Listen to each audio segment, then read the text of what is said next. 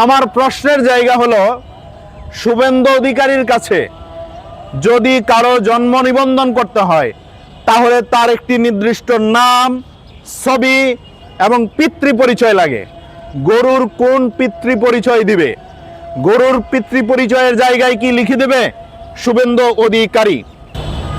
বাংলাদেশের পার্শ্ববর্তী রাষ্ট্র ভারতের গত কিছুদিন আগে নির্বাচন হয়েছে।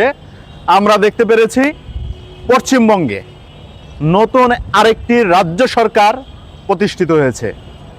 দিন শেষে আমরা দেখতে পেলাম সেই রাজ্য সরকারটি, যেটি শুভেন্দু অধিকারীর নেতৃত্বে বিজেপি সরকারের একটি রাজ্য সরকার, মুসলিম নিধনের কার্যক্রমে তারা মগ্ন হয়েছে। তারই ধারাবাহিকতায় রাজ্য সরকার ক্ষমতায় আসতে না আসতে শুভেন্দু অধিকারী গরু হত্যা অর্থাৎ গরু জবাই নিষিদ্ধ করলেন এবং তারা গরুর জন্ম নিবন্ধন নামক একটি নিবন্ধন চালু করলেন।